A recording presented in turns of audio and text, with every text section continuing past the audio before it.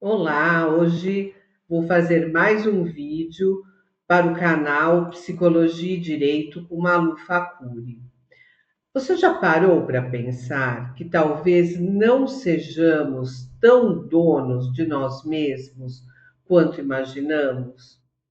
Eu resolvi fazer esses vídeos porque algumas pessoas, inclusive alunos de psicologia, falam: eu não entendo muito bem a psicanálise, eu fico em dúvida.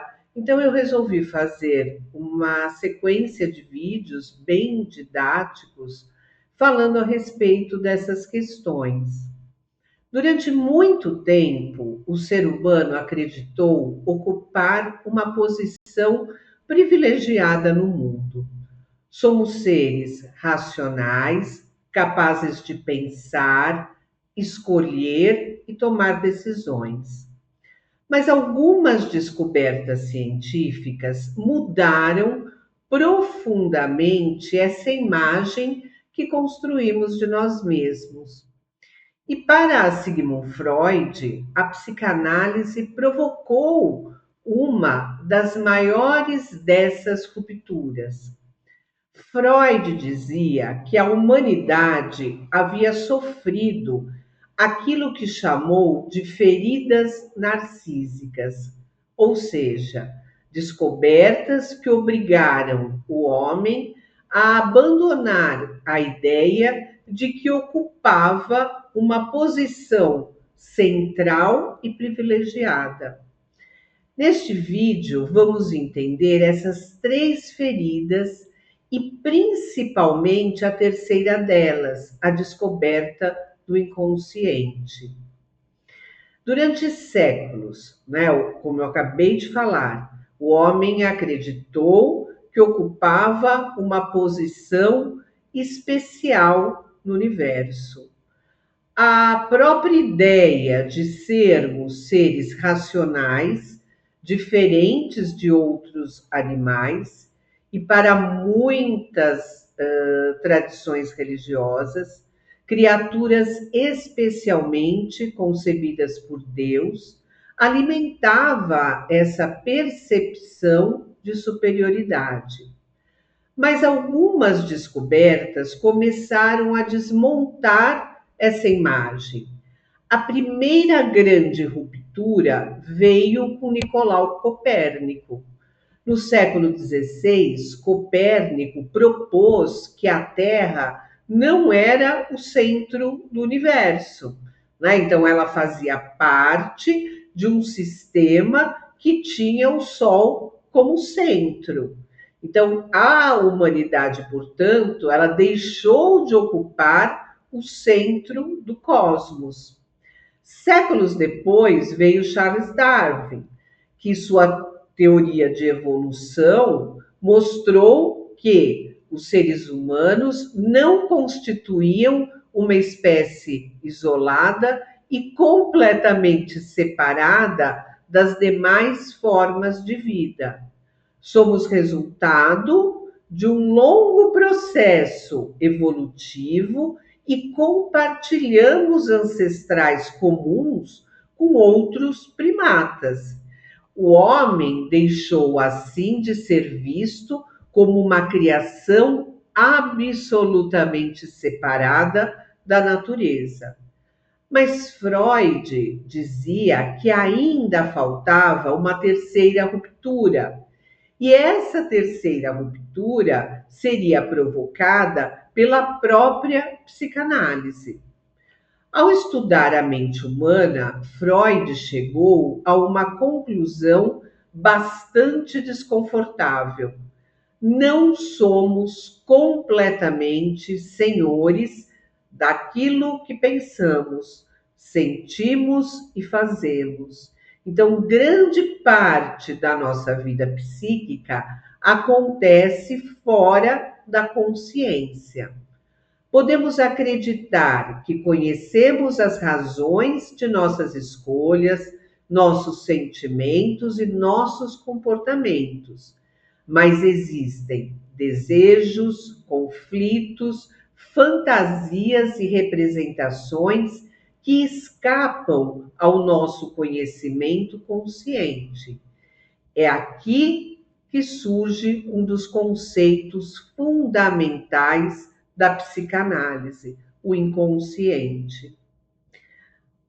A palavra indivíduo vem do latim individuus, relacionada àquilo que não pode ser dividido. Mas a concepção freudiana do sujeito coloca essa ideia em questão.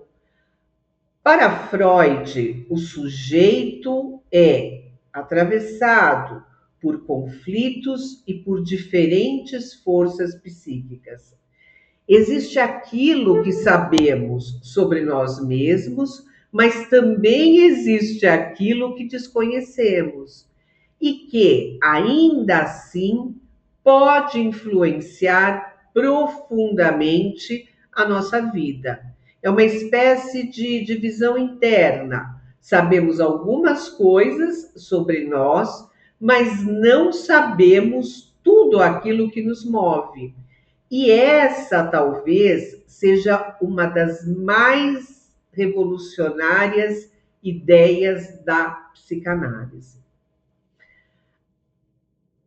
Para explicar o funcionamento do aparelho psíquico, Freud formulou aquilo que ficou conhecido como sua primeira tópica. Ele distinguiu 3 sistemas: consciente, pré-consciente e inconsciente. Uma maneira bastante didática de imaginar essa estrutura é através da metáfora de um iceberg. A parte que vemos representa o consciente. A maior parte que permanece abaixo da superfície representa aquilo que não está imediatamente acessível à consciência. O consciente, ele corresponde aos conteúdos psíquicos dos quais temos percepção em determinado momento. São os pensamentos, os sentimentos, percepções e lembranças que estão presentes na nossa experiência consciente. Então, por exemplo, neste momento, enquanto você assiste a este vídeo, está consciente da minha voz, das imagens, das palavras que estou dizendo. E provavelmente também de alguns pensamentos que surgem enquanto me acompanha. Tudo isso pertence ao campo da consciência. Entre o consciente e o inconsciente, encontramos o pré-consciente. Ele funciona como uma espécie de zona intermediária. Então, ali estão conteúdos que não estão presentes na nossa consciência neste momento, mas que podem ser recuperados com relativa facilidade. Imagine que alguém pergunte: qual era o nome da sua professora do primeiro ano? Talvez você não saiba responder imediatamente. Eu lembro, né? O nome da minha primeira professora foi Hebe. Mas depois de alguns segundos, a lembrança aparece. Você não precisou realizar um processo profundo de análise para encontrá-la, ela estava acessível. Esse é um exemplo simples para compreender a ideia do pré-consciente. Bom, agora chegamos à parte mais profunda. Para Freud, o inconsciente não é simplesmente um depósito de lembranças esquecidas. Ele é um sistema dinâmico que obriga a ter, na realidade, um abrigo de conteúdos que foram afastados da consciência, especialmente aqueles submetidos ao recalque. Desejos, fantasias, conflitos e representações incompatíveis com aquilo que o sujeito pode aceitar conscientemente podem permanecer inconscientes. Mas existe algo ainda mais importante. O fato de não serem conscientes não significa que deixaram de exercer influência. O inconsciente, ele continua participando da nossa vida psíquica. Se não conseguimos simplesmente olhar para dentro e enxergar o inconsciente, como podemos conhecê-lo? Freud percebeu que ele poderia se manifestar de maneira indireta, nos sonhos, nos atos falhos, nos lapsos de linguagem e também nos sintomas. Imagine que você queira dizer determinada palavra e, sem perceber, diga outra. Ou que esteja procurando uma determinada lembrança e inesperadamente outra apareça. Para Freud, acontecimentos desse tipo poderiam revelar conflitos e conteúdos que não estavam diretamente disponíveis à consciência. Por isso, na psicanálise, essas manifestações não são tratadas simplesmente como acontecimentos sem significado. Elas podem ser interpretadas como caminhos pelos quais o inconsciente encontra uma forma de expressão. Aqui aparece uma questão central da teoria freudiana. Nem todos os nossos desejos e impulsos são compatíveis com aquilo que aprendemos a considerar aceitável.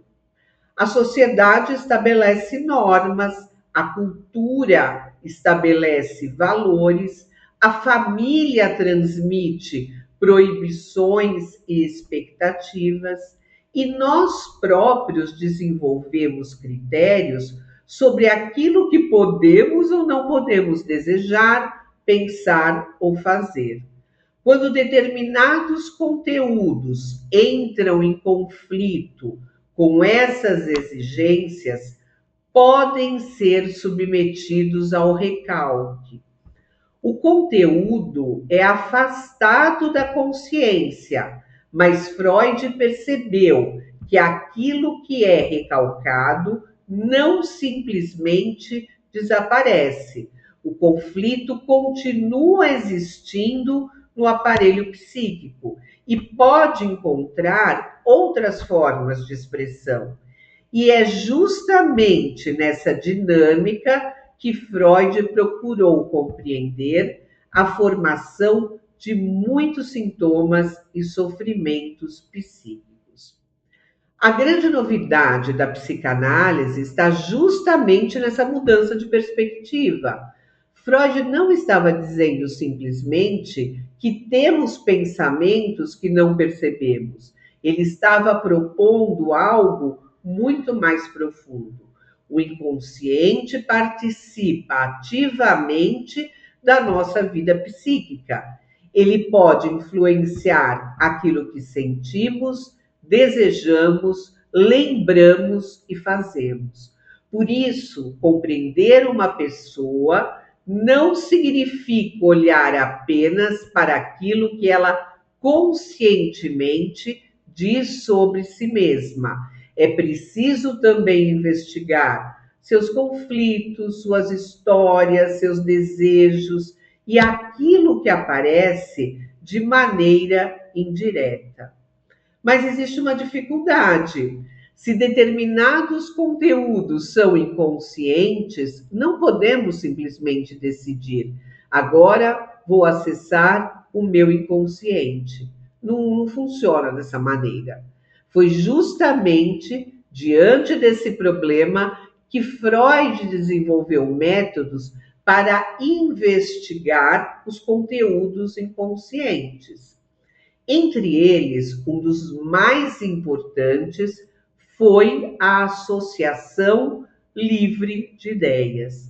A proposta era permitir que o paciente falasse livremente, sem tentar organizar ou censurar previamente aquilo que surgisse. A partir dessa fala, dos sonhos, dos lapsos, das repetições e de outras manifestações, seria possível investigar os conflitos inconscientes. E essa ideia transformaria profundamente a maneira de compreender o sofrimento psíquico. Quando Freud afirmou que a psicanálise representava uma terceira ferida narcísica, ele estava apontando para algo bastante profundo. Copérnico retirou a Terra do centro do universo. Darwin retirou o homem de uma posição completamente separada das outras espécies. E Freud retirou o homem da certeza de que ele seria plenamente senhor da própria mente. Talvez essa seja uma das ideias mais difíceis e também mais fascinantes da psicanálise. Desculpe. Nem tudo aquilo que fazemos, sentimos ou desejamos é completamente conhecido por nós mesmos. Existe uma dimensão inconsciente que participa da nossa vida. E compreender essa dimensão pode nos ajudar a compreender melhor nossos conflitos, nossos comportamentos e até mesmo aquilo que muitas vezes parece não fazer sentido em nós. No próximo vídeo, podemos avançar um pouco mais nessa história e entender como Freud chegou à descoberta do inconsciente e por que abandonou a hipnose em favor da associação livre de ideias.